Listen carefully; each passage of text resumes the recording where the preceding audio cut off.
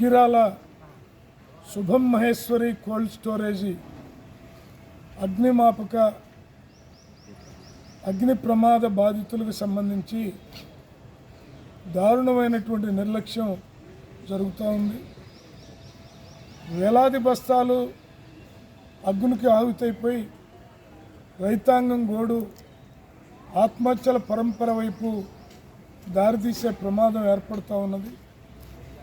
ఒకవైపు యజమాని ఇన్సూరెన్స్ చేసినటువంటి 40 కోట్లకి సంబంధించి దాని మీద క్లెయిమ్ ఏమైందో ఇప్పటి వరకు బ్రహ్మరహస్యంగా ఉండిపోయింది.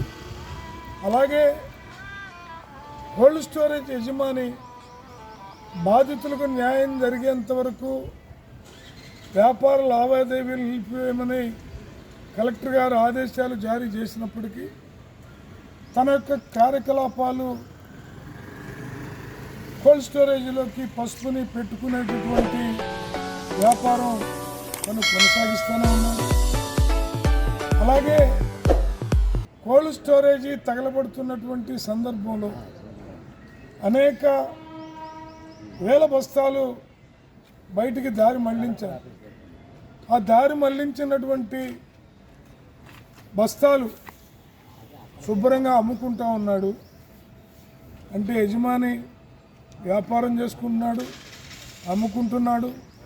ఈ పంట మీద 40 కోట్లు తెచ్చినటువంటి అప్పు రేపొద్దున అది శాంక్షన్ కాగానే దాంట్లో సుమారు 30 కోట్ల వరకు బ్యాంకులకు పోను, రైతులకు వచ్చేది అత్యల్పంగా ఉండేటటువంటి ప్రమాదం ఉన్నది. అందువల్ల ఎన్నికల కోడ్ అని అదని ఇదని, మరి ఎన్నికల కోడ్ అయితే కలెక్టర్ గారి ఆదేశాలని బేఖాతరు చేసి ఆయన ఎట్లా కోల్డ్ స్టోరేజ్లోకి సరుకుని తెప్పించుకుంటున్నాడు, వ్యాపారం ఎట్లా చేస్తున్నాడు, ఆ దారి మళ్లించినటువంటి సరుకు, దాచిపెట్టిన సరుకు ఏమైపోయింది, ఇవన్నీ రైతుల మెదళ్లలో గందరగోళం చేస్తూ ఉన్నాయి. కాబట్టి తక్షణమే ఆ పక్కకి తప్పించినటువంటి పసుపు సంగతి తేల్చాలి. ఇమీడియట్గా శుభం కోల్డ్ స్టోరేజీ రైతులకి న్యాయం చేయాలి. ఇన్సూరెన్సు టెక్నికల్గా వచ్చేటటువంటి సమస్యలను అధిగమించి రైతులకు కనుక న్యాయం చేయకపోతే ఎలక్షన్ కోడ్ ఉన్నప్పటికీ రైతుల ఆక్రోశం కట్టలు తెచ్చుకుంటుందని ఈ సందర్భంగా సమస్యలతో సతమతం అయ్యేవాడికి, ఆకలితో అలమటించేవాడికి ఎన్నికల కోడ్ ఉందని వాడి ఆకలి ఆగదు, వాడి సమస్యలు ఆగదు. అందువల్ల రైతులు రక్షించబడాలంటే సత్వర న్యాయం చేయండి, లేకపోతే రైతులు తీవ్రమైనటువంటి పద్ధతుల్లో ఆందోళనకు దిగుతారని హెచ్చరిస్తాము. 19వ తేదీన దుగ్గిరాల శుభం మహేశ్వరి కోల్డ్ స్టోరేజీ అగ్ని ప్రమాదానికి గురయ్యి దాదాపు 500 మంది రైతులు దాచిపెట్టుకున్నటువంటి పసుపు 1,15,000 బస్తాలు అగ్నికి ఆహుతైంది. ఇప్పటికే 2 నెలలు దాటింది. ఇప్పటి వరకు కూడా ప్రభుత్వం నుంచి ఎటువంటి స్పందన కానీ ఎటువంటి వివరణ కానీ రైతులకి ఇచ్చిన పాపాలు పోలేదు. ఆ రోజు జనవరి 29న తెనాలి సబ్ కలెక్టర్ గారి నేతృత్వంలో అధికారులతో కూడినటువంటి కమిటీని వేశామని చెప్పేసి ప్రకటించడం జరిగింది.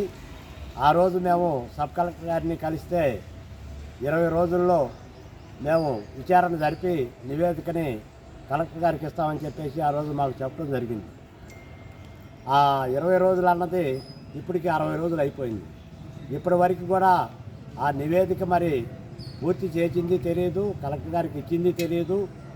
ఇప్పటి వరకు దాని గురించి ఎటువంటి సమాచారం కూడా బయటికి రావట్లేదు. కలెక్టర్ గారిని అడిగితేనేమో నివేదిక రావాలి, నివేదిక వచ్చినాక దీని మీద ఏదైనా చర్య తీసుకోవడానికి మాకు అవకాశం ఉంటుందని చెప్పేసి కలెక్టర్ గారు చెప్తా ఉన్నారు.